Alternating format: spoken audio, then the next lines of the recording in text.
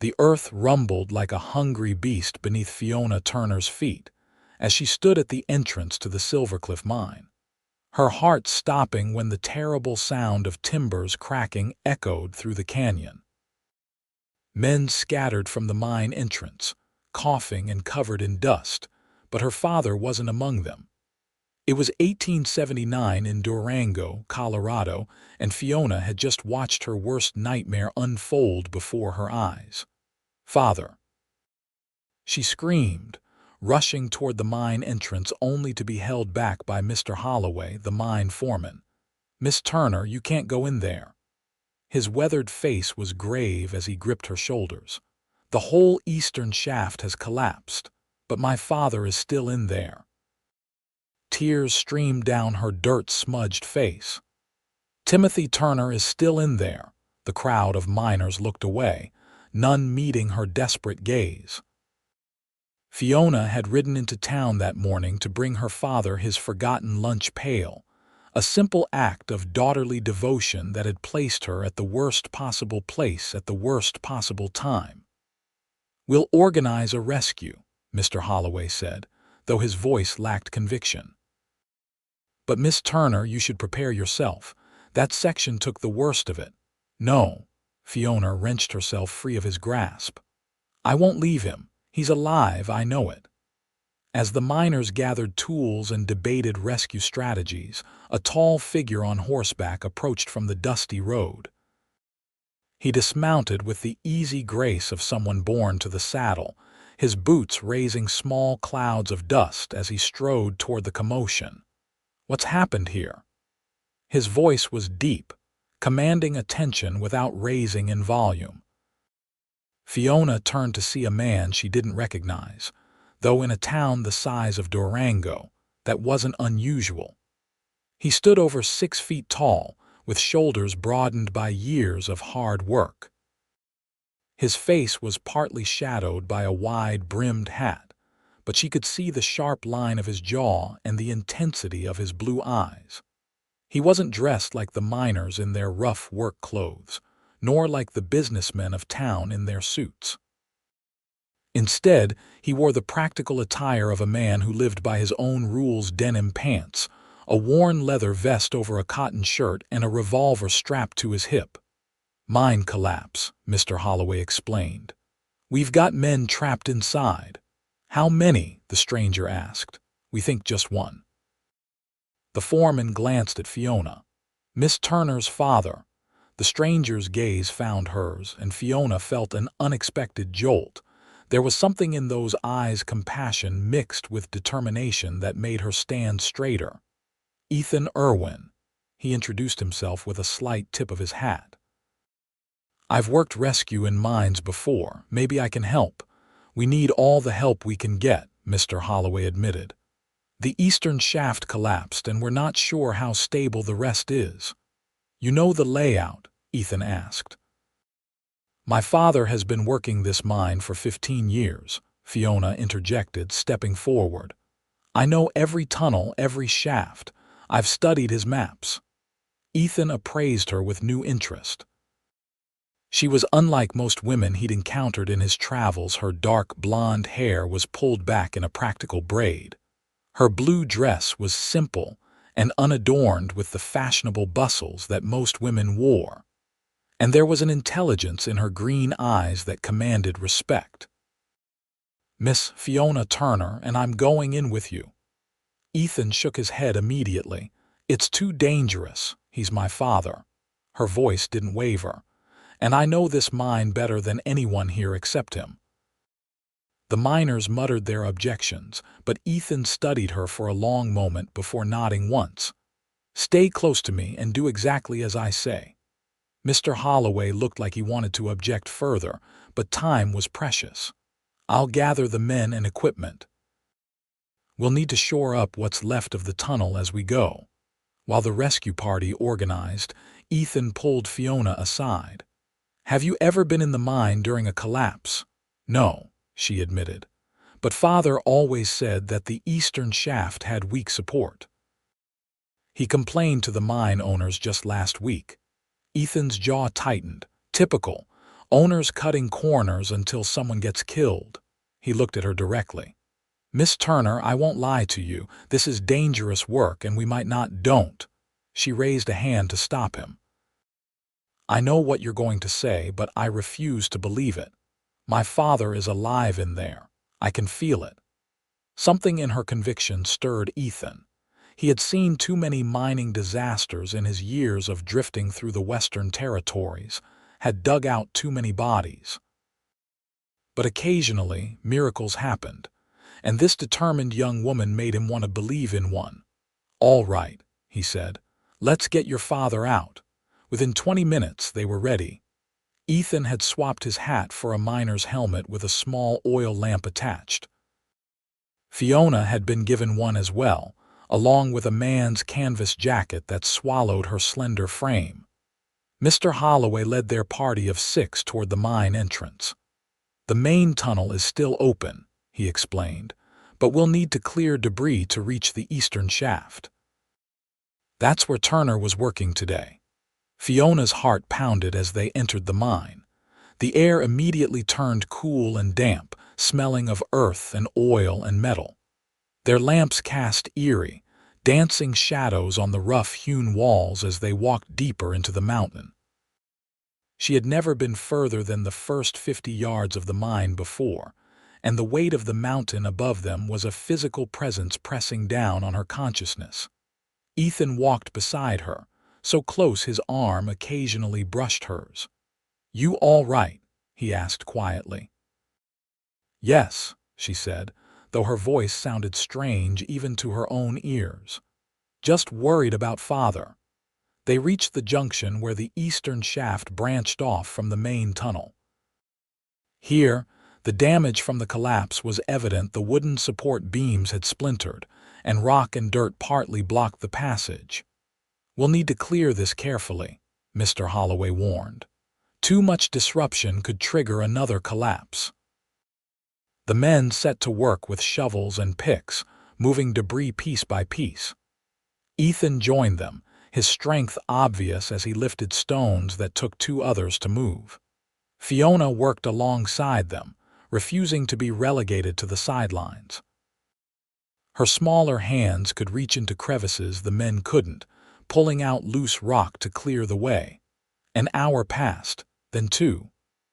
Their progress was agonizingly slow, and Fiona's arms ached from the unaccustomed labor. Sweat soaked her dress beneath the canvas jacket, and her braid had come partly undone, wisps of hair sticking to her face. Miss Turner, one of the miners said gently, perhaps you should wait outside. We'll continue, I'm staying, she interrupted, not looking up from her work. Ethan watched her with growing admiration. Most women of his acquaintance would have fainted at the mere thought of entering a mine, let alone working alongside men to clear a collapse. But Fiona Turner had the spirit of the frontier in her, that stubborn resolve that had pushed settlers across mountains and deserts. As they cleared more debris, they could see that the damage was extensive. The tunnel ahead was completely blocked by a cave that reached to the ceiling.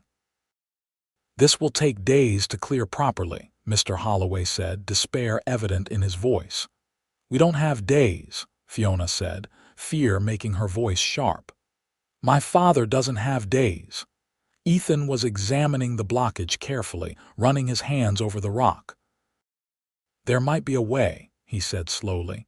If we can find a gap near the top, I could squeeze through and see what's on the other side. It's too dangerous, Mr. Holloway objected. The whole thing could come down on you. It's a risk I'm willing to take.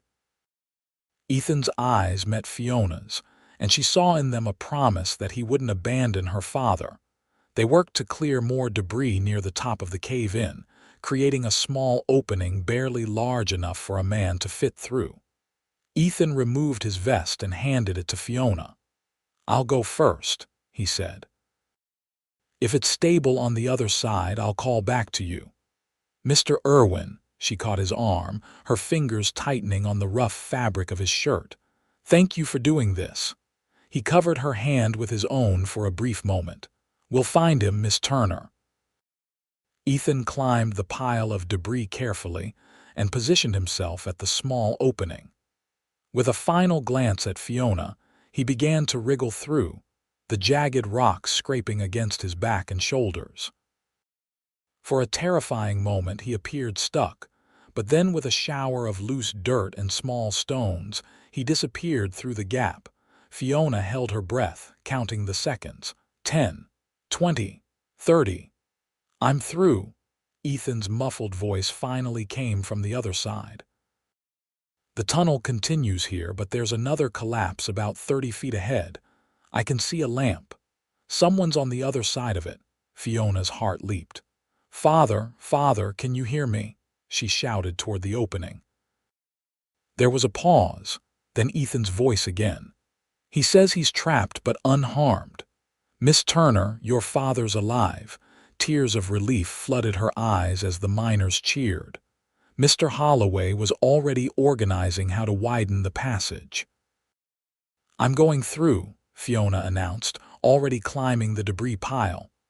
"Miss Turner, wait," Mr. Holloway started to object, but she was already positioning herself at the opening. "Help me through," she demanded. The miners looked at each other uncertainly. Then one stepped forward to steady her as she began to squeeze through the narrow gap. It was even tighter for her, despite her smaller frame, because she lacked Ethan's upper body strength to push through. Sharp rocks scraped her sides, and for one terrifying moment, she thought she might remain trapped halfway, but then hands gripped her arms from the other side. "I've got you," Ethan said, pulling her the rest of the way through. She emerged into the continuation of the tunnel, coughing from the dust. Ethan helped her to her feet, his hands lingering on her arms to ensure she was steady. "Are you all right?" he asked, his face close to hers in the dim light of their lamps. "Yes," she managed, brushing dirt from her dress. "Where's my father?" Ethan pointed down the tunnel to another wall of collapsed rock and earth. "Behind there. I've been talking to him through a small gap." He led her to the spot, where a small opening near the floor of the tunnel allowed sound to pass through. "Father," Fiona called, kneeling in the dirt. "Father, can you hear me?" "Fiona." Her father's voice, though muffled, was the most wonderful sound she'd ever heard. "Child, what are you doing in here? It's dangerous." A sob of relief escaped her. "I couldn't leave you. Are you hurt?" "Just my pride," Timothy Turner answered, a hint of his usual humor in his voice. "Got a timber across my leg that's pinned me down, but it's not crushed, just stuck." Ethan knelt beside her. "Mr. Turner, I'm Ethan Irwin. We're going to get you out of there, but it's going to take some time." "Appreciate the help, son," Timothy replied. "But you need to be careful. This whole section is unstable. That's what I was checking when it came down." "We'll be careful," Ethan promised, then turned to Fiona. "We need to clear this debris, but we have to do it methodically, or we risk bringing down more." They began working on the second blockage, pulling away stones and dirt to create an opening large enough for a man to pass through. The other miners worked on widening the first gap to bring through more tools. It was painstaking, exhausting work, but Fiona found strength she didn't know she possessed. Occasionally, they paused to check on her father, reassuring themselves that he was still conscious and alert. Hours passed. Fiona's hands became raw and blistered, but she refused to stop. Ethan worked beside her, his shirt soaked with sweat, dirt streaking his tanned face. Occasionally, their eyes would meet, and a wordless communication passed between them: determination, encouragement, and something else that Fiona couldn't quite name. By the time they created an opening large enough to reach Timothy Turner, the oil in their lamps was running low, casting the rescue in an increasingly dim light. Ethan went through first, careful not to disturb the precariously balanced debris. "I see him," he called back. "He's pinned, but alert." Fiona squeezed through after him, ignoring the scrapes and bruises she collected in the process. The space beyond was a small part of the tunnel had held, creating a pocket about 10 feet across. And there, propped against the far wall, was her father. A large wooden support beam lay across his left leg, pinning him to the ground, but he was alive and conscious, his face lighting up when he saw his daughter. "Fiona," he breathed, reaching for her with grimy hands. "My brave, foolish girl." She rushed to him, falling to her knees beside him and embracing him carefully. "I thought I'd lost you," she whispered against his dirt-covered shoulder. "It'll take more than a mind to get rid of me," he assured her, though she could hear the pain he was trying to hide. He looked past her to Ethan, who was already examining the beam that trapped him. "You're not from around here." "Just passing through," Ethan replied, testing the weight of the beam. "Looks like we need to brace this before we can lift it off you." One of the miners squeezed through the opening, bringing extra tools. Together, he and Ethan worked to create a system of smaller timbers to brace the debris around them while they freed Timothy. Fiona stayed by her father's side, giving him sips of water from a canteen and keeping him talking. "Why were you in this section alone?" she asked. "Mr. Holloway said the eastern shaft was unstable." Timothy's expression darkened. "That's why I was here. After my shift yesterday, I found fresh cracks in the support beams. Reported it to Holloway, but the owners wouldn't stop production to fix it properly." He glanced at the collapsed tunnel around them. "Guess they'll have to now." Ethan, overhearing this, paused in his work. "You knew it was dangerous, but you came in anyway." "Someone had to document the problem," Timothy said defensively. "If I could prove it was unsafe, Father," Fiona interrupted, "no report is worth your life." Timothy looked at his daughter, his expression softening. "I know, darling, but this mine supports half the families in Durango. If it failed inspection and shut down, people would starve." Ethan returned to his work, but Fiona noticed a new respect in his eyes when he looked at her father. It was a respect she understood her father had always put others before himself, even to the point of foolhardiness. Finally, they were ready to lift the beam. "This is going to hurt," Ethan warned Timothy. "The blood rushing back to your leg will feel like fire." Timothy nodded grimly. "Just do it quickly." Ethan and the other miner positioned themselves on either side of the beam. "On my count." 1, 2, 3, they heaved upward, muscles straining. The beam lifted and Fiona quickly pulled her father's leg free. Timothy cried out in pain, his face contorting. "It's not broken," he gasped as Fiona examined his leg. "Just crushed some, I'll be fine." "We need to get him out of here," Ethan said, eyeing the unstable ceiling. "Can you walk at all, Mr. Turner?" "With help," Timothy said, though doubt clouded his expression. Ethan and the miner positioned themselves on either side of Timothy, lifting him to his feet. He swayed, leaning heavily on them, his injured leg barely touching the ground. "Fiona, you go through first," Ethan directed. "We'll pass your father through, then follow." She hesitated, not wanting to leave them, but knew it was the sensible plan. She squeezed back through the opening they'd created, finding that the other miners had enlarged it considerably in their absence. Mr. Holloway was waiting on the other side. "He's alive," she told him, relief making her voice shake. "His leg is injured, but he can move with help." It took careful maneuvering and several painful minutes, but they managed to get Timothy through the opening. The process repeated at the first blockage, where more miners were waiting to help.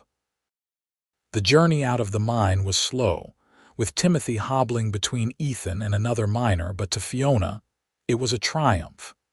With each step closer to daylight, the weight on her chest lightened. When they finally emerged into the late afternoon sunlight, a cheer went up from the crowd gathered outside. Word of the rescue attempt had spread through Durango, and it seemed half the town had assembled to wait for news. The mine owners were there too. their faces a mixture of relief and concern. Fiona suspected, more for the fate of their mine than for her father. Dr. Wilson, the town physician, stepped forward immediately to examine Timothy, who was lowered carefully onto a prepared stretcher. "Let's get you to my office," the doctor said after a quick assessment. "That leg needs proper tending." As men carried the stretcher toward a waiting wagon, Fiona turned to Ethan, who was using a handkerchief to wipe dirt from his face. In the full light of day, she could see him properly for the first time. He was younger than she'd initially thought, probably not yet 30, with a face weathered by sun and wind rather than age. His eyes were a startling blue against his tanned skin, and despite the grime of the rescue, there was something undeniably handsome about his strong features. "Mr. Irwin," she said, suddenly finding it difficult to express the depth of her gratitude. "I don't know how to thank you." He tucked the handkerchief away. "No need for thanks, Miss Turner. Anyone would have done the same." "No," she said firmly. "Not anyone. You risked your life for a man you've never met in a town where you're just passing through.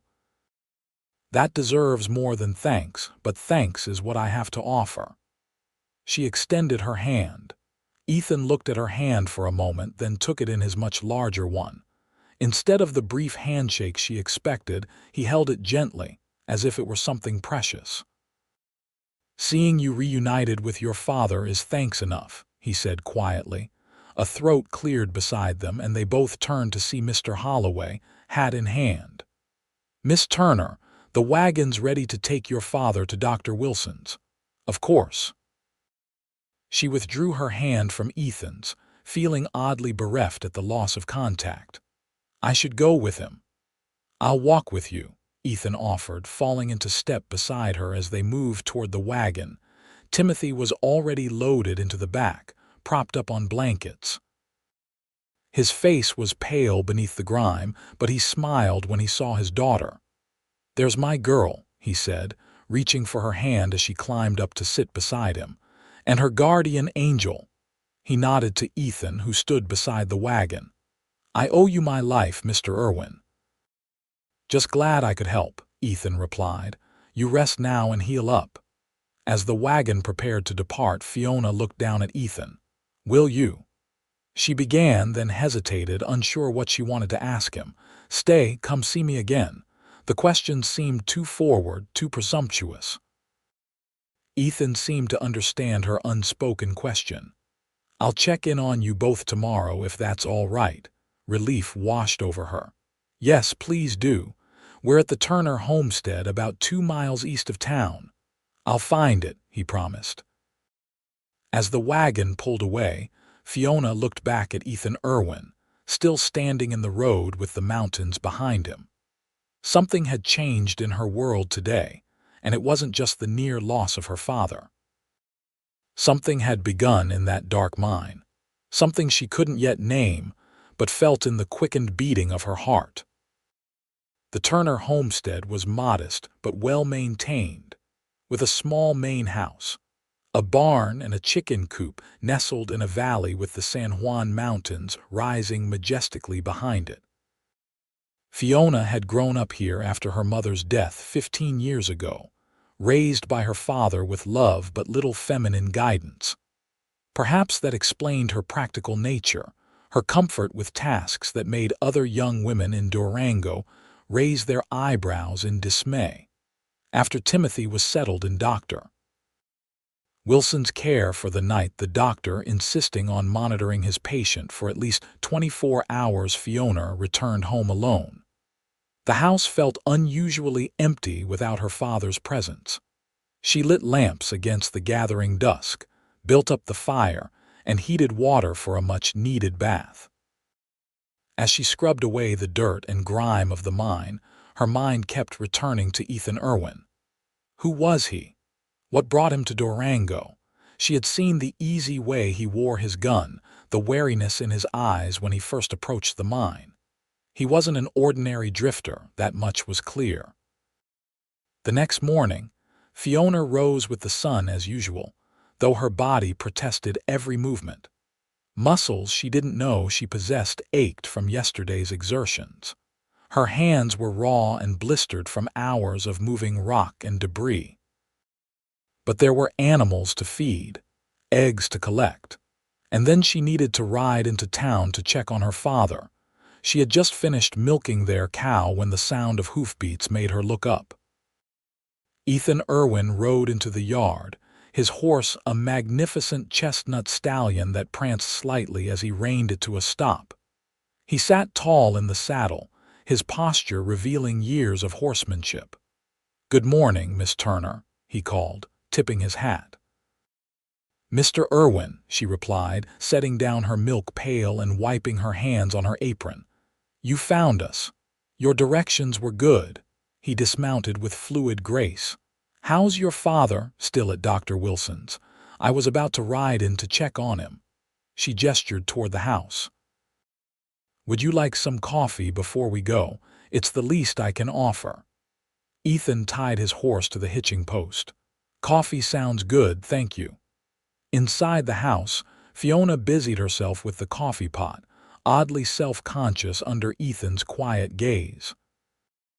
The homestead's interior was simple but comfortable: a large main room with a stone fireplace, a wooden table with 4 chairs, a small sofa covered in faded chintz, and shelves lined with books. 2 doors led to separate bedrooms, and a third to a small pantry. "You and your father live here alone?" Ethan asked, removing his hat and setting it on the table. "Since I was 5, Fiona confirmed, setting 2 cups on the table and pouring the coffee. "My mother died of influenza that winter." "I'm sorry," Ethan said, and the simple sincerity in his voice touched her. "It was a long time ago," she said, taking a seat across from him. "Father did his best to raise me right, though I'm sure I've disappointed the ladies of Durango by turning out more practical than proper." A smile curved Ethan's mouth, transforming his serious face. "I think practical is a fine quality in a woman, especially one who's willing to enter a collapsed mind to save her father." Fiona felt warmth rise in her cheeks at his approval. "You still haven't told me what brings you to Durango, Mr. Irwin." He took a sip of his coffee before answering. "I go where work takes me. I was a cavalry scout for several years after the war, then tried my hand at ranching in Wyoming. Lately, I've been doing odd jobs: some cattle driving, some prospecting, and some mine rescues," she added with a small smile. "That was a first," he admitted. "Though I've seen my share of cave-ins while prospecting. Mining's dangerous work. Father loves it, though. He says there's something about finding treasure in the earth that gets in a man's blood." "Has he always worked the silver cliff?" Fiona nodded. "Since before I was born. He was one of the original miners when they first struck silver. The mines changed hands several times since then." Her expression darkened. "The current owners care more for profit than safety." "That's often the way," Ethan said, his voice carrying the weight of experience. "Men sitting in offices back east making decisions that cost lives out here." They finished their coffee, and Fiona quickly changed into a clean dress more suitable for town. As they rode side by side toward Durango, she found herself studying Ethan from the corner of her eye. He sat his horse with the easy confidence of a man who'd spent most of his life in the saddle. His profile against the blue Colorado sky was strong, his posture alert but relaxed. "You said you were a cavalry scout," she said, breaking the comfortable silence between them. "During the war?" "After," he replied. "I was too young for the war itself, thankfully. Scouted for the 7th Cavalry for 3 years, mostly in Kansas and Colorado territories." Fiona knew enough about the tensions between settlers and Native Americans to understand what that meant. "That must have been difficult work." Ethan's expression tightened slightly. "It was.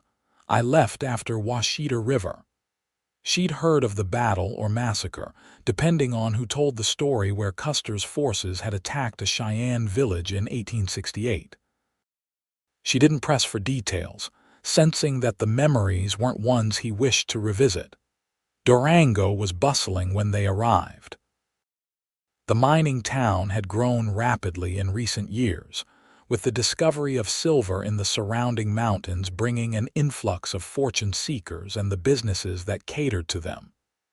Main Street featured several saloons, a hotel, a general store, and Dr. Wilson's small medical office on the corner. They found Timothy sitting up in bed, color returned to his face and his injured leg wrapped in clean bandages. His face brightened when Fiona entered the room. "There's my girl," he said, opening his arms for a hug. "And Mr. Irwin, too. Come to check on the old man you hauled out of the ground." "How are you feeling, Mr. Turner?" Ethan asked, standing at the foot of the bed. "Better than I deserve," Timothy replied. "Doc says the leg isn't broken, just badly bruised. I'll be laid up for a few weeks, but should heal clean if I stay off it." "That's wonderful news," Fiona said, relief evident in her voice. "When can you come home?" "Dr. Wilson wants to keep him today for observation," came a voice from the doorway. They turned to see a well-dressed man in his 50s, his vest stretched tight across an ample stomach.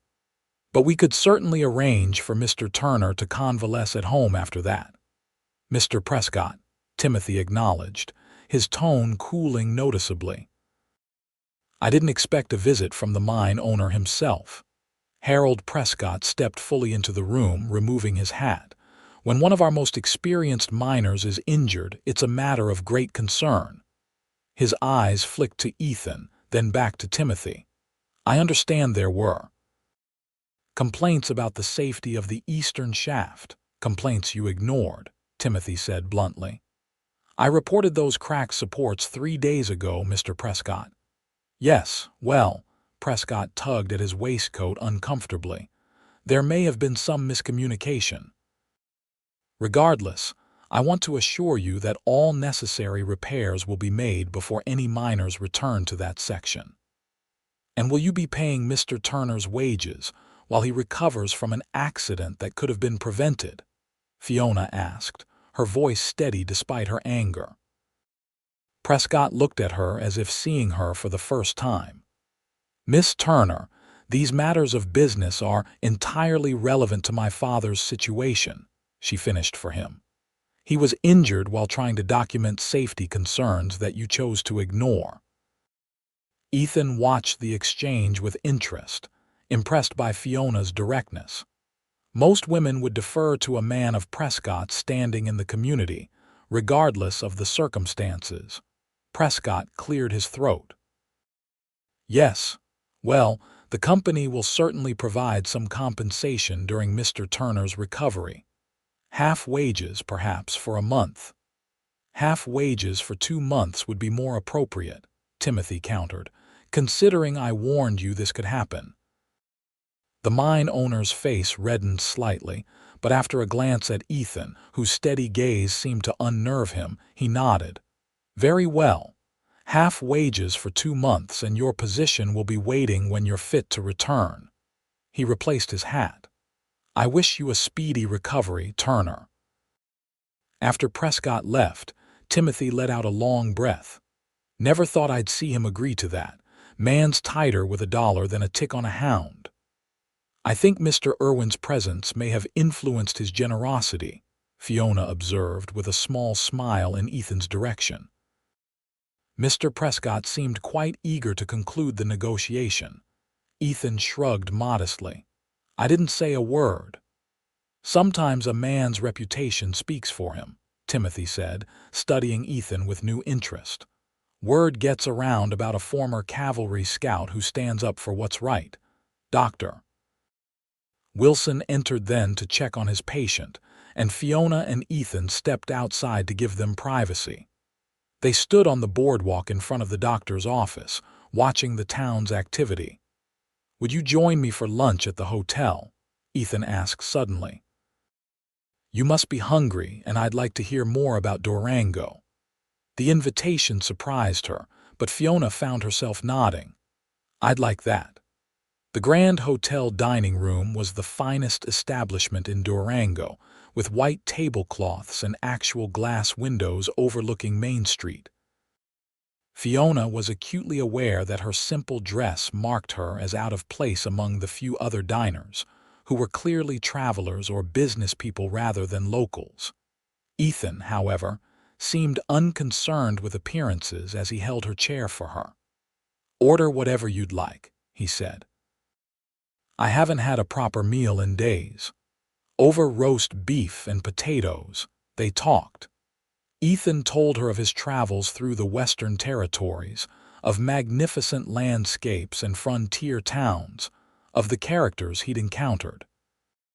Fiona shared stories of growing up in Durango, of learning to ride and shoot alongside her father, of her mother's books that had given her an education beyond what the small town school could offer. "You're different from other women I've met," Ethan observed as they finished their meal. "Is that good or bad?" she asked, meeting his gaze directly. "Good," he said without hesitation. "Very good." The warmth in his blue eyes made something flutter in her chest. For a moment she wondered what it would be like to know this man better, to have him look at her that way every day. Then she reminded herself that he was, by his own admission, someone who never stayed in one place for long. After lunch, they returned to Dr. Wilson's to find Timothy dozing. The doctor assured them he was doing well and could return home the following day. "I should stay in town tonight," Fiona said as they left the doctor's office. "Father might need something." "I'm sure Mrs. Wilson will look after him," Ethan said, referring to the doctor's wife who helped tend patients. "But if you prefer to stay, I understand." She hesitated, torn between duty to her father and the desire to return home where chores awaited. "I suppose you're right. The animals need tending, and I should prepare the house for Father's return." "I'll ride back with you," Ethan offered, "and I can help with those chores if you'll allow it." Fiona started to decline automatically. She was used to managing on her own but stopped herself. "That's very kind. Thank you." The ride back to the homestead was companionable, with Ethan pointing out features of the landscape that most people would overlook, signs of deer passing through, the best places for trout in the creek that ran near the road, which distant peaks had the earliest snow in autumn. His knowledge of the natural world impressed her. "You notice things others don't," she observed. "Had to, as a scout," he replied. "Noticing details can be the difference between life and death out here." At the homestead, they worked together easily, as if they'd done it many times before. Ethan repaired a loose board on the chicken coop, while Fiona fed the animals. Together they stacked firewood near the house in preparation for the evening's chill. The mountains brought cool nights even in summer. As the sun began to set, casting long shadows across the valley, Fiona invited Ethan to stay for supper. She prepared a simple meal of beans, biscuits, and the last of the ham from their smokehouse. They ate at the kitchen table, the window open to catch the evening breeze that carried the scent of pine and sage. "This is good," Ethan said, savoring a bite of biscuit with honey. "Been a while since I had home cooking." "It's nothing special," Fiona demurred, though pleased by his appreciation. "Just simple fare." "Simple is underrated," he replied, his eyes meeting hers across the table, "especially when it's made by someone who cares." After supper, they sat on the porch as darkness fell, watching the stars emerge in the clear mountain sky. Fiona found herself telling Ethan about her mother, how she'd loved books and music, how she'd taught Fiona to read by the age of 4, how she dreamed of someday visiting San Francisco. "Father never remarried," she concluded. "Said he'd had his one great love and that was enough for any man's lifetime." "Your parents were fortunate," Ethan said quietly. Many people never find that kind of love at all. Have you? The question slipped out before she could stop it, and she immediately regretted its boldness. But Ethan didn't seem offended. No, he answered honestly. Moving around as I do doesn't lend itself to putting down those kinds of roots. Is that what you want, to keep moving? He was silent for a long moment, looking out at the darkened valley. It's what I know, he finally said. Been doing it so long, I'm not sure I'd know how to stop. There was something in his voice, a hint of wistfulness, perhaps that made Fiona wonder if the wandering life was truly his choice or simply a habit he couldn't break. But before she could pursue the thought, Ethan stood. I should go. It's getting late and you need your rest after yesterday. He put on his hat.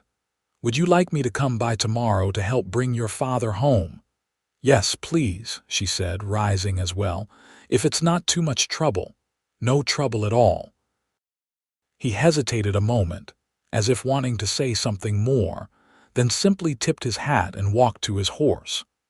Fiona watched him ride away, his figure gradually disappearing into the darkness, and felt an unexpected sense of loss. The next morning, Ethan arrived as promised, and together they rode into Durango to collect Timothy. The doctor provided detailed instructions for care of the injured leg, along with a jar of salve for the bruising and a packet of willow bark for pain. Getting Timothy home was a challenge. They borrowed a wagon with a bed of straw for comfort, but every bump in the road made him wince despite his attempts to hide his discomfort. Once at the homestead, Ethan carried Timothy inside as if he weighed nothing, settling him carefully in his bed. There, Ethan said, stepping back. Doctor's orders are to stay off that leg for at least 2 weeks, Mr. Turner. Call me Timothy, Fiona's father replied. After pulling a man from a mine, I think you've earned first-name privileges. Ethan smiled. Timothy, then, and I'm Ethan. Fiona brought her father a cup of tea and arranged pillows to prop his leg. You'll need to be patient, father. No sneaking out to the barn when I'm not looking. My daughter knows me too well, Timothy told Ethan with a rueful smile.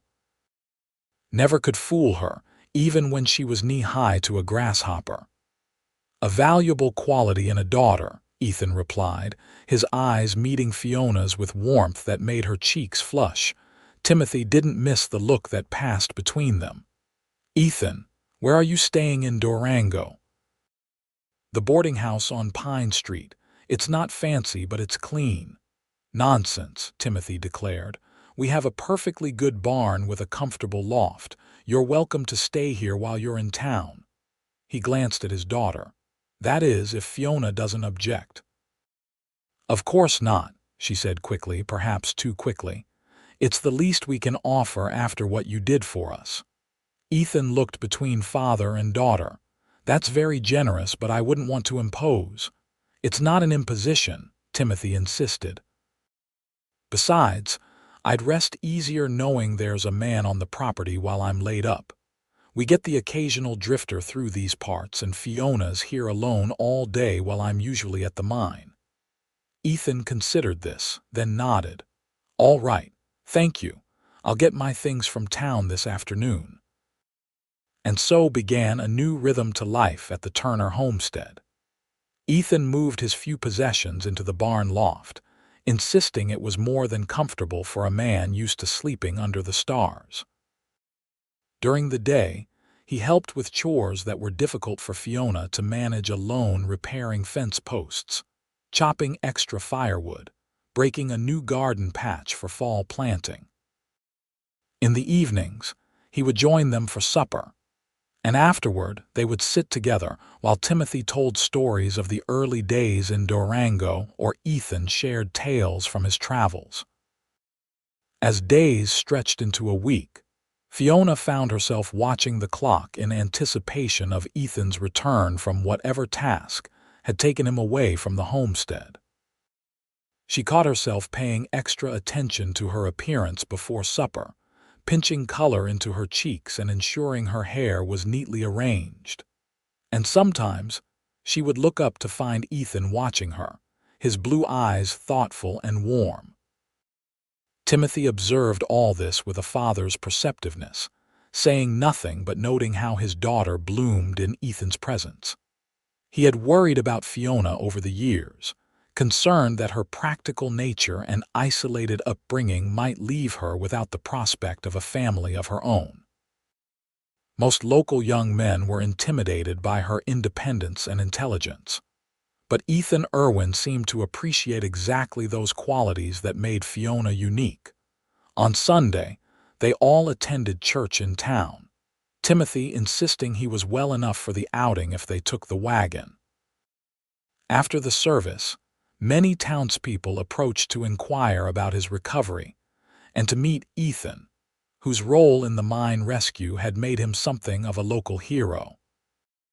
"You're quite popular," Fiona observed as they made their way back to the wagon, having finally extracted themselves from well-wishers. "Not used to that," Ethan admitted. "Usually try to keep a low profile." "Why is that?" she asked, curious about this aspect of his character. He shrugged, helping her onto the wagon seat. "Just prefer it that way. Attention can complicate things." Before she could ask what he meant, they were approached by Harold Prescott and his daughter, Amelia, a fashionably dressed young woman who regarded Fiona's simple Sunday dress with barely concealed disdain. "Turner, good to see you up and about," Prescott greeted Timothy, who was already settled in the back of the wagon. "And Mr. Irwin, the man of the hour. I understand you're quite experienced in mining operations." "I've done some prospecting," Ethan replied cautiously. "Nothing extensive." "Nevertheless, I'd like to discuss a proposition with you. The Silvercliff could use a man with your diverse skills. Perhaps you could stop by my office tomorrow." Ethan glanced at Fiona, then back to Prescott. "I can do that." "Excellent, say 10 o'clock. Prescott didn't wait for confirmation before turning to his daughter. "Amelia, have you met Mr. Irwin? He's the one who organized the rescue at the mine."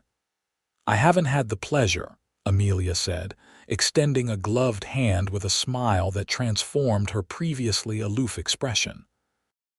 "How exciting to meet a genuine hero." Ethan took her hand briefly. "Miss Prescott, but I'm no hero, just happened to be in the right place." "So modest," she said, her smile widening. "Father is hosting a small gathering at our home this Friday evening. You simply must attend." "That's kind, but I'm helping the Turners while Mr. Turner recovers," Ethan said. "Oh, but surely they can spare you for one evening." Amelia's gaze flicked dismissively toward Fiona. "It would be an opportunity to meet some of Durango's more established residents."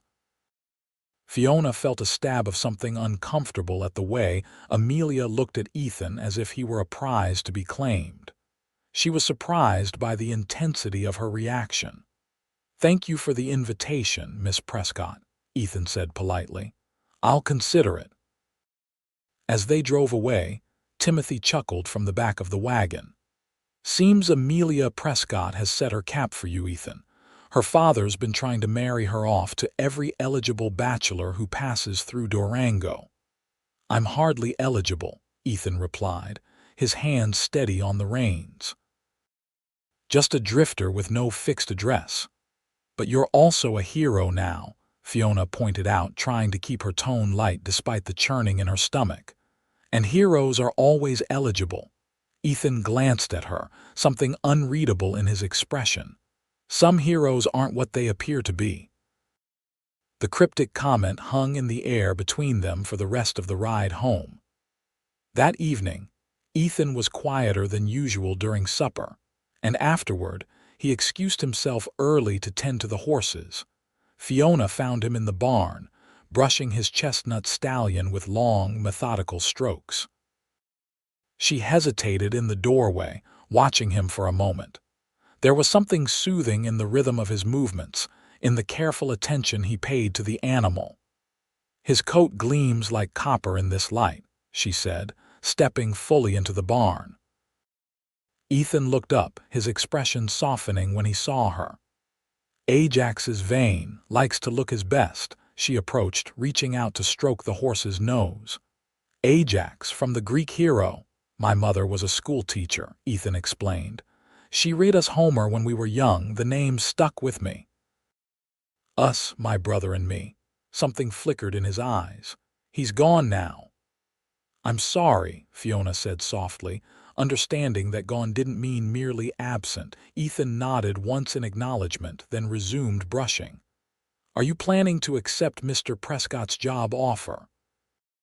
She asked after a moment. I haven't decided. His focus remained on the horse. Depends what he's offering, I suppose. And the party. Will you attend that? Now Ethan did look at her, his brushing paused. Would it bother you if I did? The directness of his question caught her off guard. Why would it? She countered, not quite answering. Fiona. He set the brush down and stepped around the horse to stand before her. I'm not interested in Amelia Prescott or her father's social gatherings. Relief washed through her, followed immediately by embarrassment at how transparent her feelings must be. You don't owe me any explanations, Ethan. Maybe not. He took a step closer, but I'd like to give them anyway. The air between them seemed to change, becoming charged with something unspoken. Fiona was acutely aware of his proximity, of the scent of hay and horses and the soap he used. His eyes held hers, intent and searching. Why did you come to Durango? She asked, her voice barely above a whisper. Ethan's expression turned serious. Truth is, I was tracking someone. A man who robbed a bank in Denver. Trail led here. This revelation startled her. You're a lawman. No, just someone who was in the wrong place at the right time. I was in that bank when it was robbed, saw the man who did it. Later heard he'd killed a teller in another robbery. Decided someone needed to stop him. That's dangerous work, Fiona said, concern evident in her voice. It's what I know how to do, he replied simply. But I lost his trail when I stopped to help at the mine. By now, he could be anywhere. Do you regret it? Helping us instead of continuing your hunt? Ethan's hand came up to touch her cheek gently. Not for a second. The touch of his fingers on her skin sent warmth spreading through her. Fiona knew she should step back, maintain propriety, but she couldn't make herself move away from him. I should go in, she said, though she made no motion to leave. Father will wonder where I am. Probably, Ethan agreed, though his hand remained on her cheek. Fiona. A noise from outside, the distant sound of hoofbeats approaching, made them both turn toward the barn door. Ethan's posture changed instantly, tension replacing the warmth of a moment before. He moved to the door, peering out into the gathering dusk. Stay here, he instructed, his voice low. He took his gun belt from where it hung on a peg and buckled it on with practiced ease. Ethan, what is it? Alarm rose in her as she watched him check his revolver. Probably nothing, he said, though his actions belied his words. But 3 riders at this hour, coming fast. Just stay inside. He stepped out of the barn, and Fiona moved to the door to watch as he walked toward the house. The riders came into view, 3 men on dusty horses, slowing as they approached the homestead. Fiona couldn't make out their faces in the failing light, but something about their posture made her uneasy. She saw Ethan stop in the yard, his stance casual but alert, his right hand resting near his holster. The lead rider raised a hand in greeting, then dismounted. The other 2 remained on their horses, positioned slightly behind the first man. Though she couldn't hear the conversation, Fiona could see the lead rider gesturing as he spoke, occasionally pointing toward the mountains. Ethan's responses appeared brief, his posture remaining guarded. After several minutes, the rider remounted, tipped his hat, and the 3 men turned their horses and rode away. Only when they had disappeared from sight did Ethan's posture relax. He stood watching the direction they had gone for a long moment before returning to the barn. Who were they? Fiona asked as soon as he entered. Said they were prospectors looking for directions to Silverton, Ethan replied, though something in his tone suggested he didn't entirely believe their story. Seemed in an awful hurry for men who'd lost their way, though. You think they might be connected to the man you're looking for? Ethan shook his head. Not likely, but it pays to be cautious. He removed his gun belt and hung it back on the peg. I'll walk you to the house. As they crossed the yard together, Ethan kept a watchful eye on the surrounding darkness. At the door, he paused. Lock this behind you. I'll keep watch for a while, make sure those men don't circle back. You think they might? Alarm tightened her chest. Probably not, he reassured her. But I've lived this long by not taking chances. His eyes softened as they met hers. Get some rest, Fiona.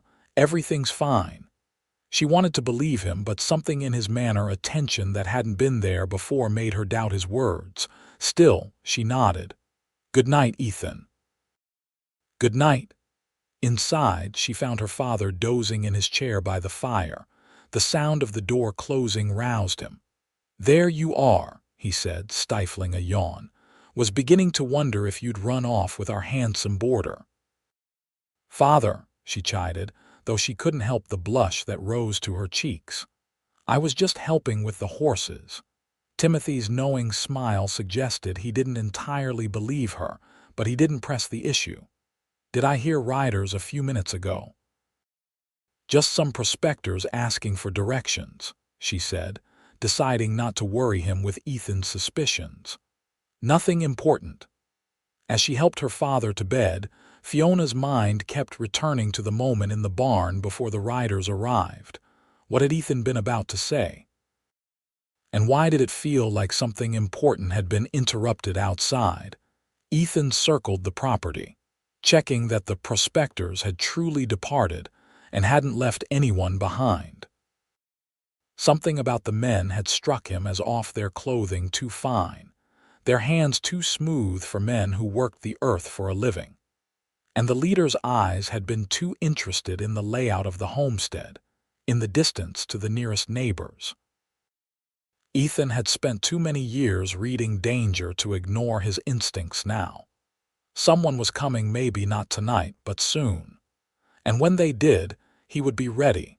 The next morning, Ethan rode into town for his meeting with Harold Prescott. Fiona spent the morning tending to her father and catching up on household chores, but her mind kept wandering to thoughts of Ethan. She found herself watching the road for his return, anticipation building with each hour that passed. When he finally appeared in the early afternoon, she had to restrain herself from rushing out to meet him. Instead, she continued hanging laundry on the line, pretending not to notice his approach until he was nearly upon her. "How was your meeting?" she asked, trying to sound casual as she pinned a sheet to the line. "Interesting," Ethan replied, dismounting and tying Ajax to the fence. "Prescott wants me to become some kind of security manager for the mine. Says they've had trouble with claim jumpers and thefts." "And will you take the position?" She kept her eyes on the laundry, afraid her expression might reveal too much of her feelings. Told him I needed to think about it. Ethan leaned against the fence post. It would mean staying in Durango. The implications of that statement hung in the air between them. Fiona finally looked at him directly. "Is that something you're considering, staying?" "I didn't used to be," he admitted. "But lately, I've been thinking there might be reasons to stop drifting." Before she could ask what those reasons might be, Timothy called from the porch where he'd been sitting in the sun, his injured leg propped on a stool. "Ethan, come tell me what that scoundrel Prescott tried to bribe you with." The moment broken, they walked together to the porch. As Ethan recounted his meeting, Fiona noticed how comfortable he seemed here, how naturally he fit into their lives. It was as if he had always belonged at the Turner homestead, and the thought both thrilled and terrified her. To allow herself to believe he might stay, to hope for something permanent from a man who had spent his life in motion, it was a dangerous indulgence. That evening after supper, Timothy retired early, claiming fatigue, though Fiona suspected he was deliberately giving her and Ethan time alone. They sat on the porch as had become their custom, watching the stars emerge as night fell over the valley. "Those men last night," Fiona said after a comfortable silence. "You were concerned about them." Ethan nodded, his profile outlined against the darkening sky. Something wasn't right. Their story made sense, but they were too interested in this place. "You think they'll come back? Maybe. I'll keep watch." He turned to look at her directly. "Fiona, there's something I should tell you. The man I've been tracking, his name is James Blackwood. He's dangerous, and if he's in this area—" "You're worried he might find you here," she finished for him. "I'm worried he might decide to use you or your father to get to me," Ethan corrected. "If those riders were connected to him somehow, it might be better if I moved on, drew him away from here." The thought of Ethan leaving sent a jolt of panic through her. "No," she said, more forcefully than she'd intended. "I mean, we're safer with you here than without you. Are you?" His voice was quiet, troubled. "Or am I just bringing danger to your door, Ethan?" She reached out, placing her hand over his where it rested on the porch railing.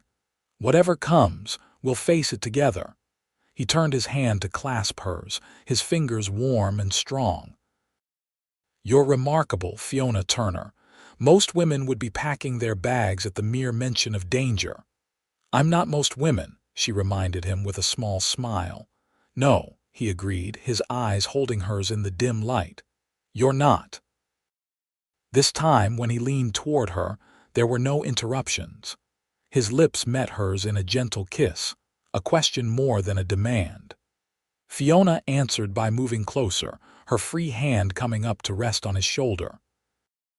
The kiss deepened, becoming something more than a tentative exploration, a promise perhaps, or a beginning. When they finally parted, Ethan kept her hand in his. "I should have asked permission first," he said, though he didn't sound particularly repentant. "Would you have stopped if I'd said no?" She asked, a little breathless. "Immediately," he assured her. "But I'm glad you didn't." Fiona laughed softly. "So am I." Then, more seriously, "What happens now, Ethan?" He was silent for a moment, considering. "I don't know," he admitted.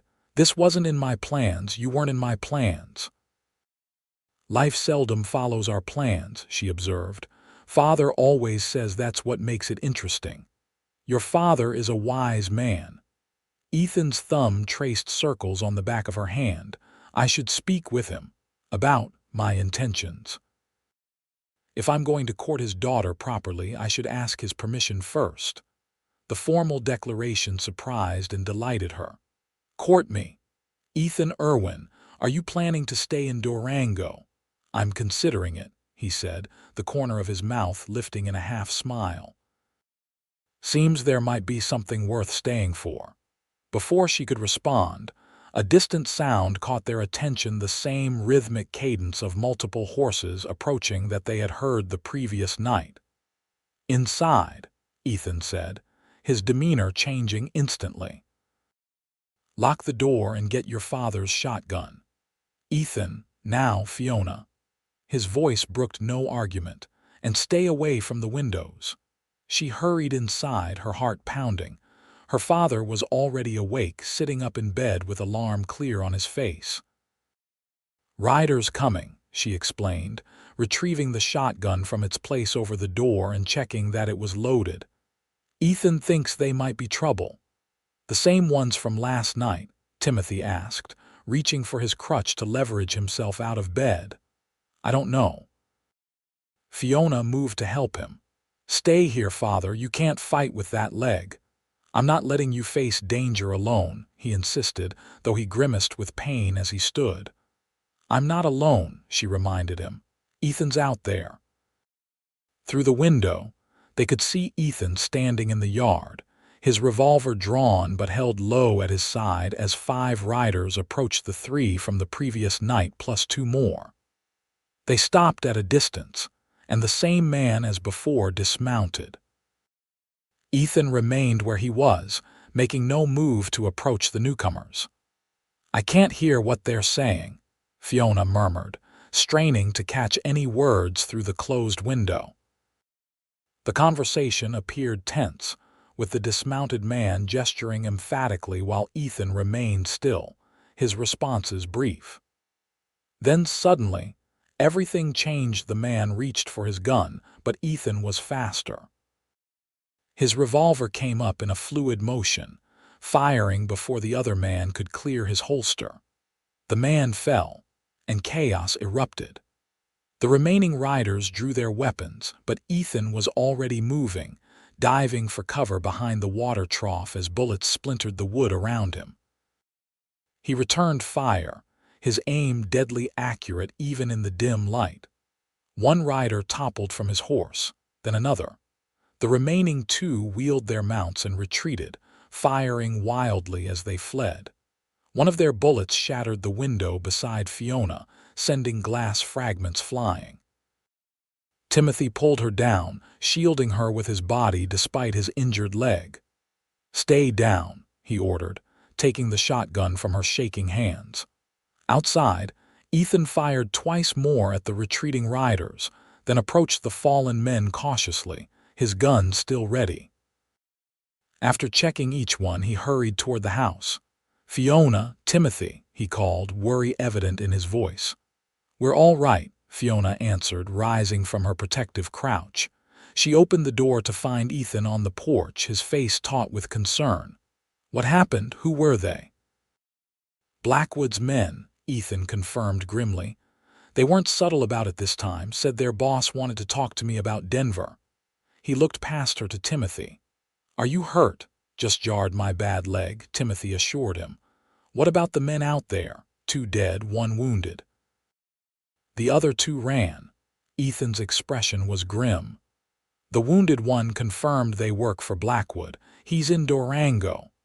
"Then we need to alert the sheriff," Fiona said. Ethan shook his head. "Sheriff Watkins is in Blackwood's pocket, has been for months, according to this fellow. That's why Blackwood chose Durango. He has protection here." "What do we do?" Timothy asked, leaning heavily on his crutch. "You two need to leave," Ethan said decisively. "It's not safe here now. They know where to find you and they'll use you to get to me. Leave our home," Fiona protested. "Where would we go?" "My sister lives in Pueblo," Timothy suggested. "We could stay with her until this is resolved." Ethan nodded. "That's good. Pack only what you need.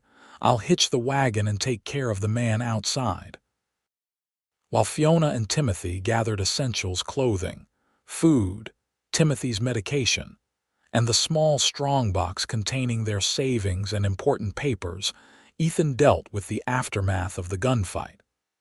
The wounded man was bound and gagged, to be delivered to the nearest honest lawman they could find. The dead were laid out respectfully at the edge of the property. Within the hour, they were ready to depart. Ethan helped Timothy into the wagon bed, which had been padded with blankets for the journey. "What about you?" Fiona asked as Ethan handed her up to the driver's seat. "Are you coming with us?" "No," he said, his expression resolute. "I need to end this. Blackwood won't stop coming after me, which means he won't stop being a danger to you." Fear clutched at her heart.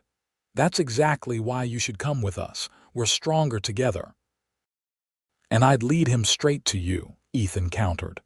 "This is my fight, Fiona. I need to finish it. By confronting a man who has the sheriff in his pocket, who has hired guns at his disposal," she shook her head vehemently. "That's suicide, Ethan." "I've faced worse odds," he assured her, though his confidence didn't ease her fear. "I know what I'm doing." "And what about us?" she asked, her voice breaking slightly. "What about everything you said earlier?" Ethan's expression softened. He took her hand, bringing it to his lips for a gentle kiss. "I meant every word, and when this is over I'll come for you, I promise." "How will you find us?" "I was a scout, remember. Finding people is what I do." He managed a smile, though his eyes remained serious. Just keep your father safe." "I'll handle Blackwood." From the wagon bed, Timothy spoke up. "Ethan, don't be a hero. A smart retreat is sometimes the better part of valor." "I appreciate the advice," Ethan replied, "but Blackwood won't stop. He's killed before and he'll kill again if someone doesn't stop him." "And that someone has to be you?" Fiona asked, her fear turning to frustration. "Yes," Ethan said simply. "It does." Before she could argue further, he handed her the reins. "Follow the south road toward Pueblo. Don't stop until you've crossed the county line. There's a town called Brighton Falls. The sheriff there is a good man named Parker. Tell him what happened here." "Ethan, please, I'll find you," he repeated. "Trust me." With that, he stepped back from the wagon. Fiona wanted to jump down to argue more, to persuade him to come with them, but she knew that stubborn set of his jaw. He had made his decision. "Be careful," she said instead, her voice thick with emotion. "Remember, you have a promise to keep." Ethan nodded once. "Drive safely, and Fiona." He held her gaze for a long moment. "I think I'm falling in love with you." Before she could respond, he slapped the horse's rumps, and the wagon lurched forward. Fiona had no choice but to focus on the reins and the dark road ahead, though tears blurred her vision. When she finally looked back, Ethan was still standing in the yard, a solitary figure watching them depart. "He's a good man," Timothy said from behind her. "Stubborn as the day is long, but good." "And he might get himself killed because of it," Fiona replied, wiping at her tears with the back of her hand. "Have faith, daughter," her father advised gently. "Men like Ethan Irwin are hard to kill." The journey to Pueblo was long and arduous, especially for Timothy, whose injured leg suffered from the constant jolting of the wagon despite the padding. They stopped only when necessary, pushing on through the night as Ethan had instructed.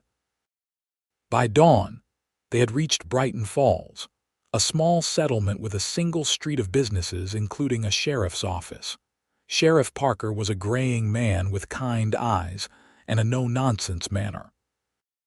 He listened to their story without interruption, nodding occasionally as Fiona explained about the mine collapse, Ethan's help, and finally the attack at their homestead. "I know James Blackwood by reputation," he said when she'd finished. "Nasty piece of work. Robs banks, but he's branched out into other enterprises, protection rackets, gambling, even controlling mining claims through intimidation. And Sheriff Watkins in Durango is working with him." Timothy asked from the chair where he sat, his leg propped on a stool.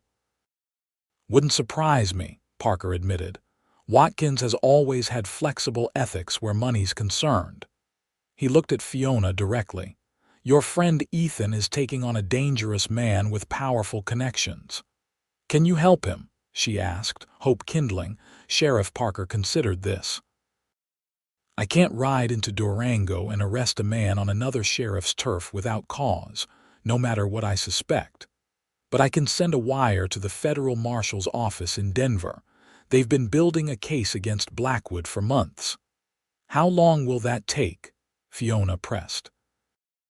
"Ethan could be facing Blackwood right now.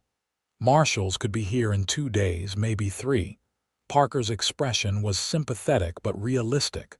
"I'm sorry, Miss Turner, that's the best I can do officially." "And unofficially?" Timothy asked shrewdly. A slight smile crossed the sheriff's weathered face. "Well, I'm due for a visit to my sister in Durango.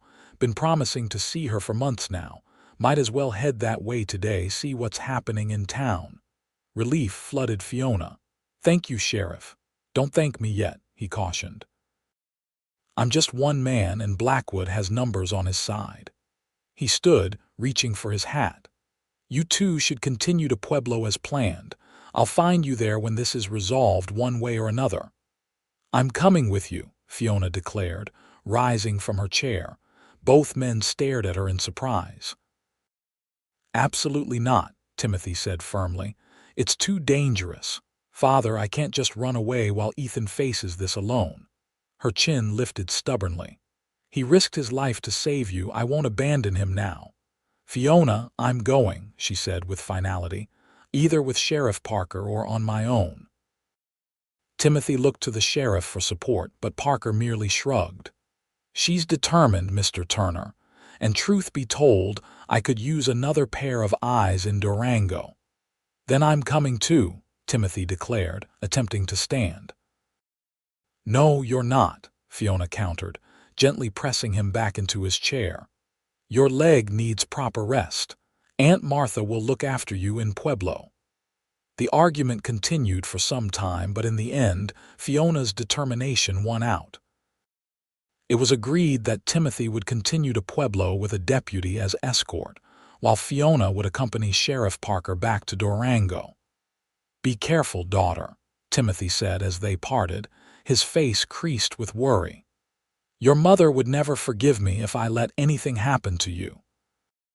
"Nothing will happen," she assured him, though her confidence was mostly for his benefit. "I'll be back before you know it with Ethan." The journey back to Durango was tense, with Sheriff Parker filling Fiona in on what they might expect. Blackwood usually travels with at least 4 men, all armed and experienced. If he's got Watkins in his pocket, he'll be operating openly in town. What about Ethan? How will we find him? If he's smart, he'll be lying low, gathering information before making a move. Parker glanced at her. "Your Ethan, he's not the type to rush in without a plan, is he?" "He's not my Ethan," Fiona corrected automatically, though her cheeks warmed. "And no, he's careful, methodical." "Good. That improves his chances considerably." They reached Durango by late afternoon, taking a room at a small hotel on the edge of town, rather than the more prominent Grand Hotel where Blackwood might have men watching. Sheriff Parker changed into plain clothes, removing his badge and anything that might identify him as a lawman. "First step is reconnaissance," he told Fiona. "We need to locate Blackwood and determine how many men he has with him. Then we find Ethan." "How do we do that without being spotted?" Fiona asked. Parker smiled. "You'd be surprised how invisible a young woman and an older man can be in a busy town. No one pays us much attention." He was right. As they strolled casually down Main Street, no one gave them a second glance. They were just another father and daughter doing errands, unremarkable, forgettable. They checked the saloons first, where Blackwood was most likely to establish himself, but found no sign of him or Ethan. It was at the Grand Hotel that they finally got a lead. As they passed by, Fiona recognized Harold Prescott exiting with a well-dressed stranger, a man with a tailored suit and a gold watch chain, his dark hair slicked back beneath an expensive hat. Something about his confident stride and the deferential way Prescott treated him raised Fiona's suspicions. "That might be him," she whispered to Parker. "The one with Prescott." Parker nodded slightly. "Let's follow, but keep your distance." They trailed the 2 men to the Silver Cliff Mining Company office. After Prescott and the stranger entered, Parker positioned them at the window of the general store across the street, pretending to examine goods while actually watching the office. "What do you think they're discussing?" Fiona asked quietly. "Nothing good," Parker replied. "If that's Blackwood and he's meeting with the mine owner, there's more happening here than just a vendetta against Ethan." They maintained their vigil until dusk, when Prescott and the stranger finally emerged. This time, they were joined by Sheriff Watkins' confirmation, if they needed it, that the lawman was indeed compromised. The 3 men walked together toward the saloon, engaged in what appeared to be a serious conversation. "We need to get closer," Parker decided. "Hear what they're planning." "How?" Fiona asked. "They'll recognize me, and 3 men together will notice if we're following them." Parker considered this. "Not if we give them something else to look at." He glanced at her apologetically. I hate to suggest this, Miss Turner, but sometimes a distraction is necessary. Understanding dawned. You want me to pretend to be one of those women? Her cheeks flamed at the mere thought. No, no, Parker hastily corrected. Just a friendly young lady having a drink. You sit at the bar, I'll take a table near theirs. Between us, we might overhear something useful. The plan made Fiona deeply uncomfortable, but she reminded herself what was at stake. All right, she agreed reluctantly. But if Mr. Prescott recognizes me, you slip out immediately, Parker finished for her, and we try something else. The Golden Nugget Saloon was crowded when they entered, the piano player pounding out a lively tune while miners and cowboys drank away the day's earnings. A few women in gaudy dresses circulated among the tables, but most patrons were men unwinding after work. Fiona felt painfully conspicuous as she made her way to the bar, aware of curious glances directed her way. Parker took a table near the back, where Prescott, Watkins, and the presumed Blackwood were deep in conversation. Fiona ordered a sarsaparilla, earning a raised eyebrow from the bartender but no comment. She sipped slowly, trying to appear casual while straining to hear any snippet of conversation over the piano and general noise. She nearly choked on her drink when a familiar figure slipped through the batwing doors. Ethan, his hat pulled low over his eyes, a day's growth of beard darkening his jaw. He moved toward the bar, positioning himself several stools away from Fiona but with a clear view of the table where Blackwood sat. Ethan ordered whiskey, his eyes never leaving the trio in the corner. He hadn't noticed Fiona yet, and she debated whether to alert him to her presence.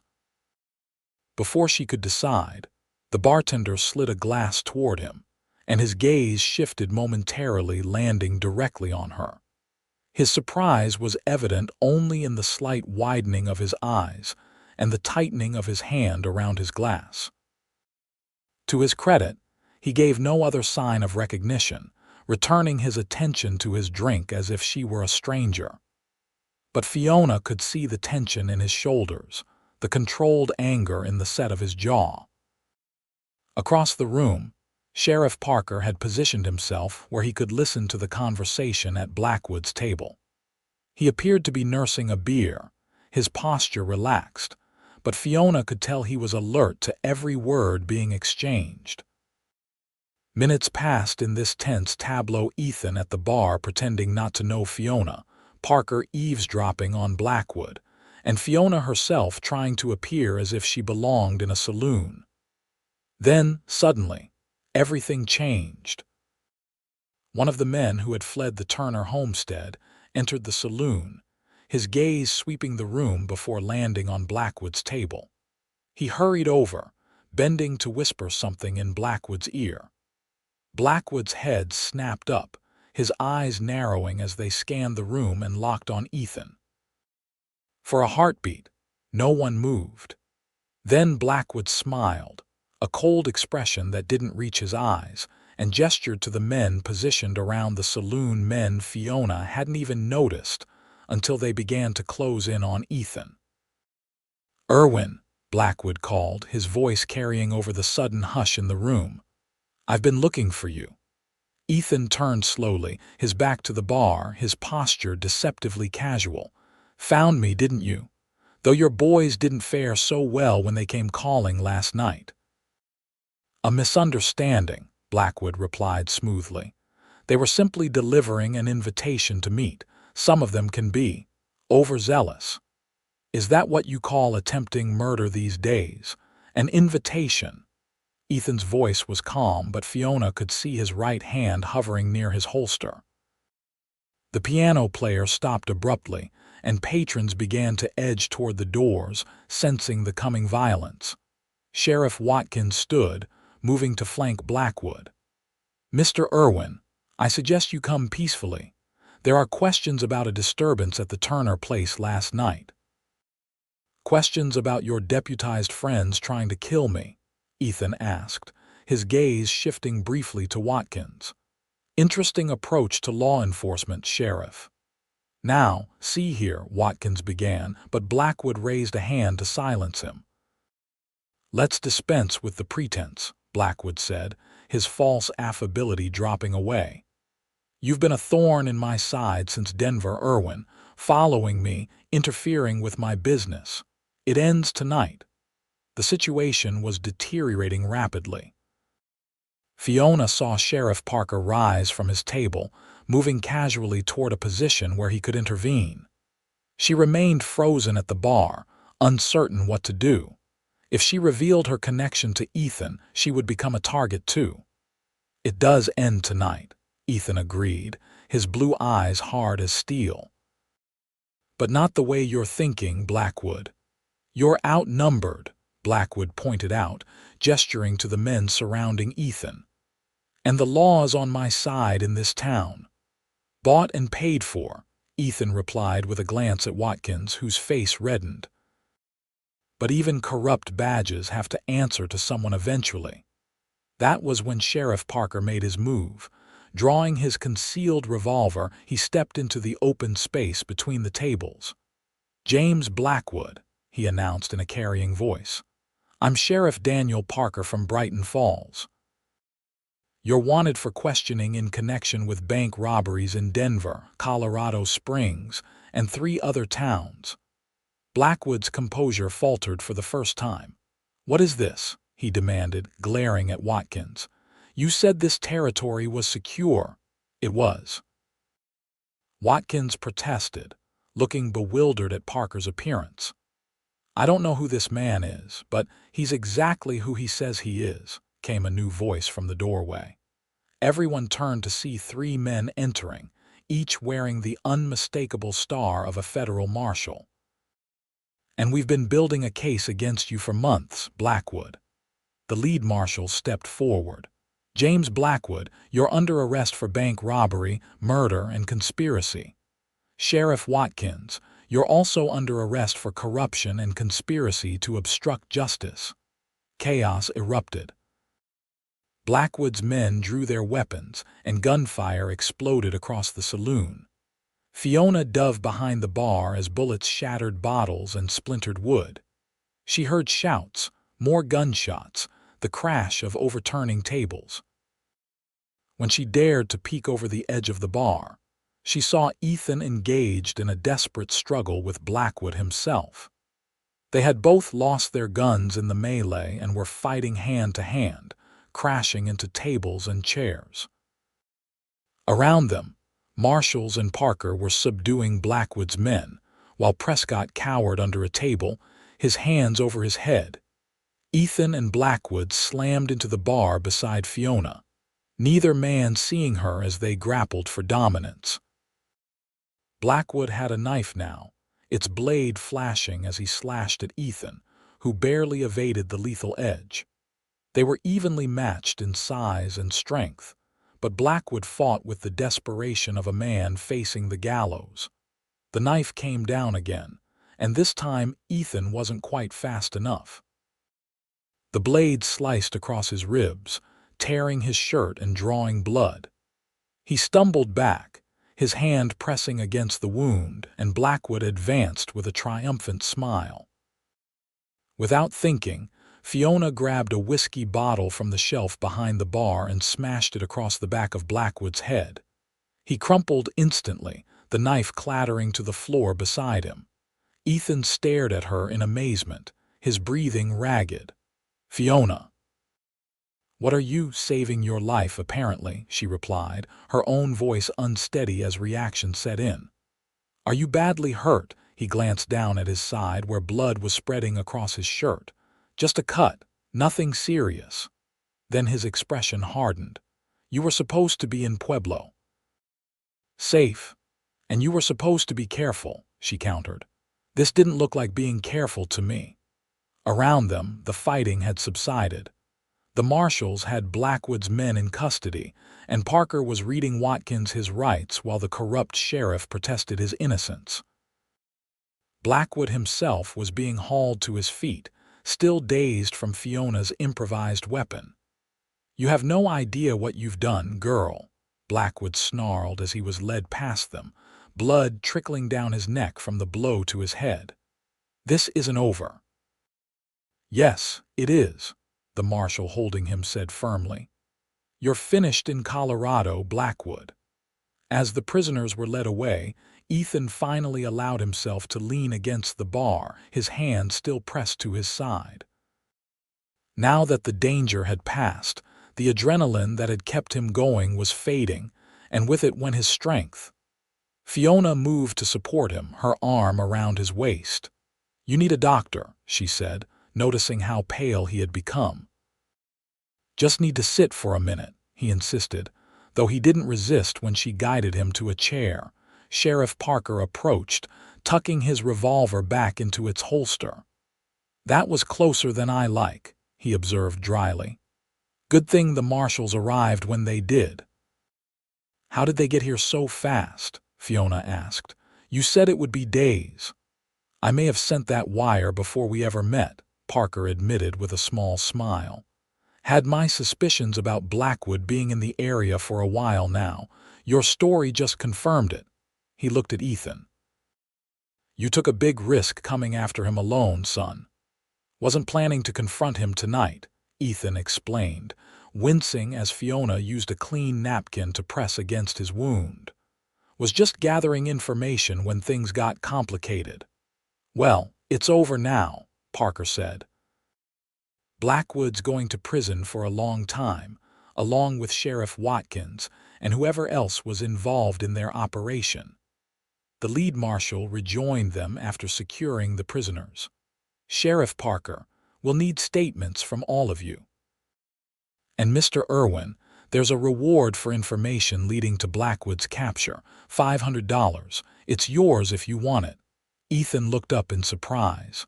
"I wasn't after a reward." "Nevertheless, you've earned it." The marshal tipped his hat.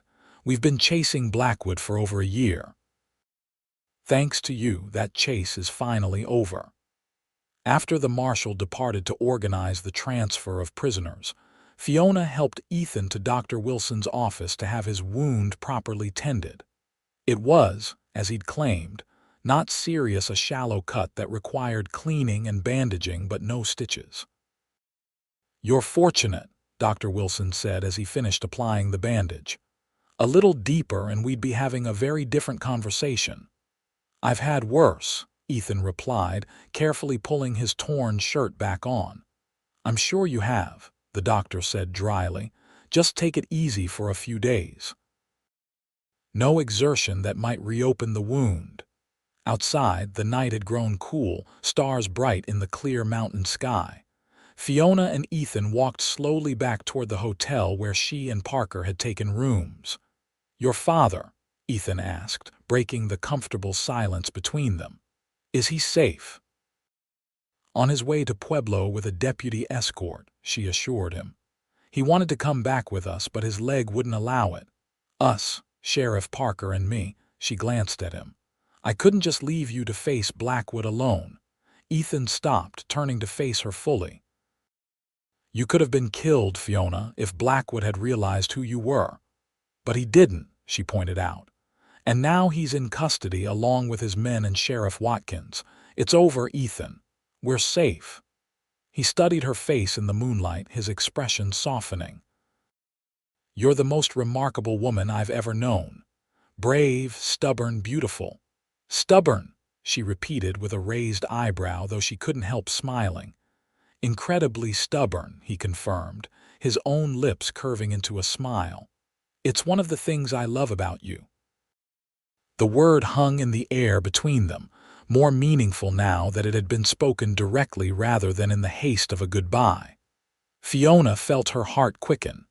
"You said you were falling in love with me," she recalled softly, "before you sent us away." "I am," he confirmed, his voice low and certain. "Have been since that first day in the mine when you insisted on helping dig out your father. I just didn't realize it until I nearly lost you." Fiona stepped closer, her hand coming up to rest lightly on his chest, careful to avoid his injured side. "I thought I might never see you again." "Takes more than a bank robber to keep me from a promise," Ethan assured her, his arms encircling her waist. "Especially a promise to you." This time when they kissed, there was no uncertainty, no hesitation. It was a kiss of reunion and relief, of promises kept and futures beginning. When they finally parted, Ethan kept her close, his forehead resting against hers. "Come back to the homestead with me," Fiona said softly. "Help me rebuild what was damaged. Stay, not just for now, but for good." "Are you proposing to me, Fiona Turner?" Ethan asked, a note of teasing in his voice despite the seriousness of the question. "I might be," she replied with equal parts boldness and vulnerability. "Would you accept if I were?" His answer was another kiss, this one deeper and more certain than the last.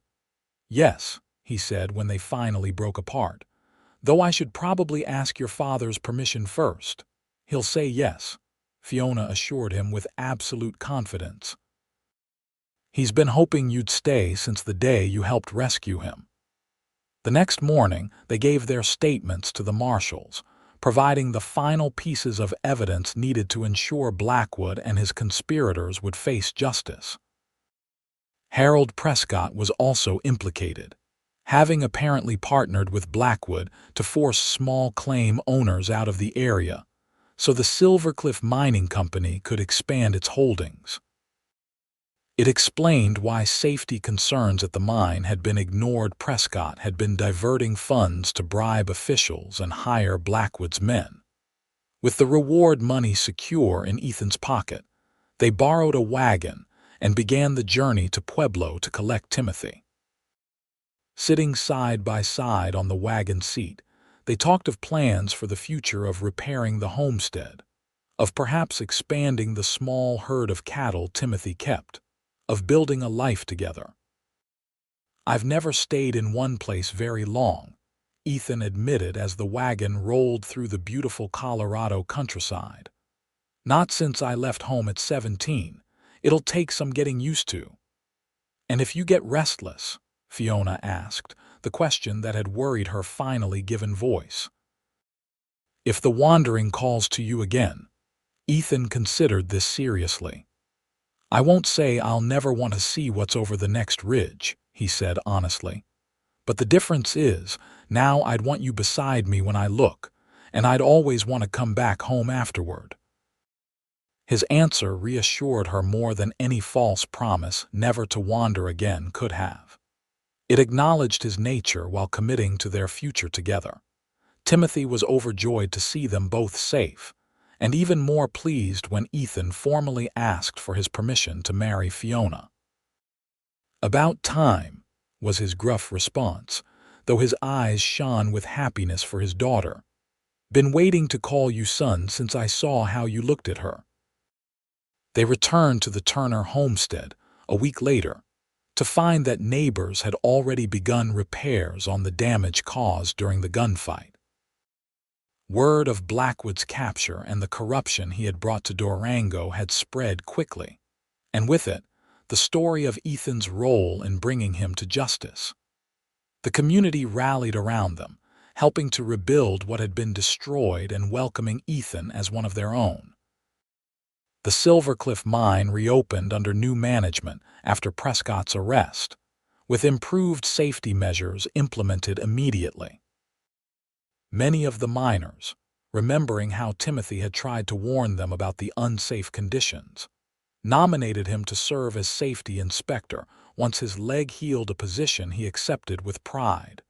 Fiona and Ethan were married that autumn, with the aspen trees turning gold against the mountains.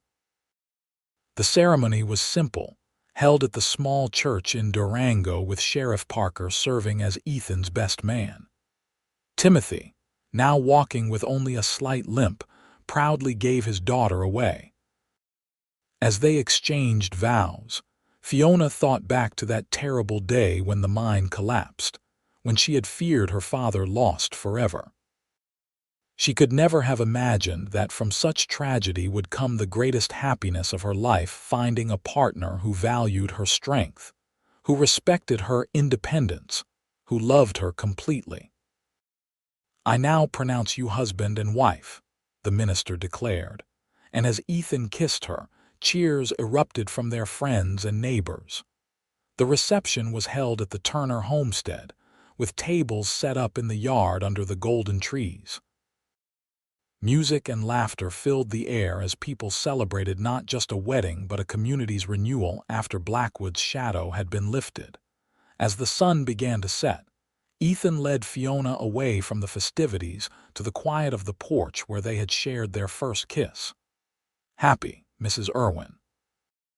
he asked, his arms around her waist as they watched the last rays of sunlight paint the mountains pink and gold.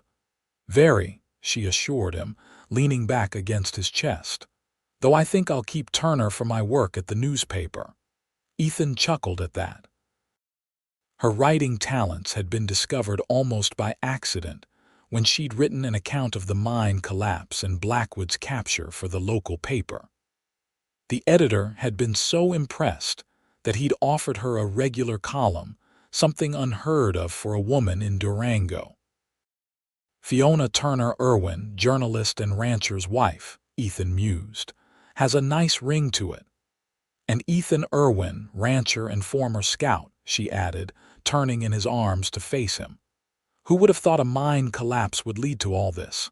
"I'm grateful for it every day," he said seriously. "Not for your father's injury, of course, but for bringing me here to you, for giving me a reason to stop wandering and start building." From the yard came Timothy's voice, calling them back to their celebration. Ethan offered Fiona his arm with a smile. "Shall we, Mrs. Irwin?" "We shall, Mr. Irwin," she replied, taking his arm. "We have a lifetime of building ahead of us."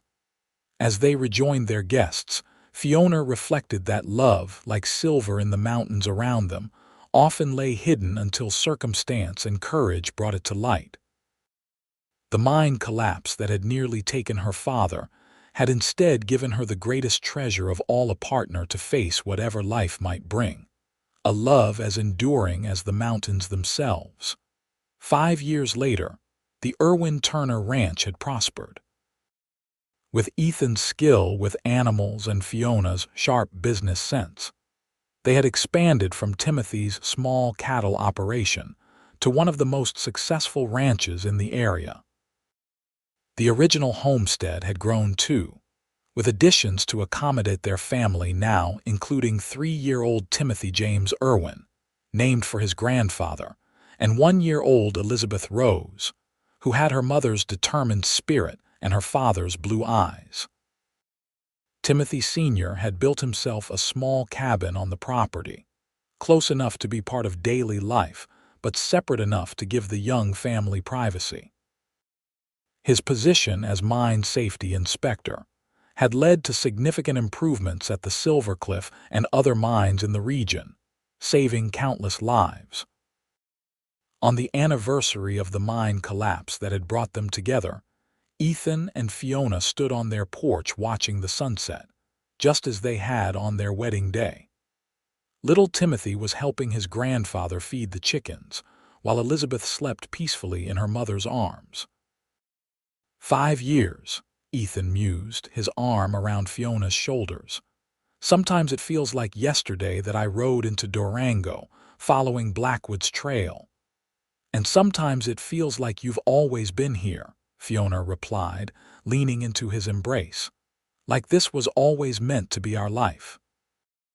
"Maybe it was," he said, pressing a kiss to her temple. "I followed a criminal and found a future instead." They watched as Timothy Sr. lifted his grandson onto his shoulders, pointing out something in the distant trees, probably the family of deer that often visited the edge of their property at dusk. "Any regrets?" Fiona asked softly, the question she still sometimes needed reassurance on, though less frequently as the years passed. "About staying in one place." Ethan turned her to face him, his expression serious but filled with love. "Not a single one," he assured her. "Every morning I wake up beside you. Every time I see our children. Every night we spend under this roof, I'm exactly where I want to be. Even when I'm being stubborn." she teased, referring to their most recent disagreement over whether to expand the ranch further. Especially then, he laughed. Your stubbornness saved your father from that mine and saved me from a lifetime of wandering. I'd be a fool to complain about it now. From across the yard, Timothy called to them. Come see what we found, a whole family of rabbits under the woodpile. Hand in hand, they walked toward their family, the family they had built together from the rubble of a collapsed mine and the ashes of a gunfight. It wasn't the life either of them had imagined before that fateful day, but it was richer, fuller, and more blessed than anything they could have dreamed. As the sun dipped behind the mountains, painting the sky in shades of orange and purple, Ethan squeezed Fiona's hand. I love you, Fiona Turner Irwin, he said simply. Yesterday, today, and always. And I love you, Ethan Irwin, she replied, her heart as full as the first time she'd spoken those words. Yesterday, today, and always. Together, they joined their family in the yard, gathered around the simple joys of rabbits and chickens, and a little boy's laughter, the most precious silver ever mined from the mountains of Colorado.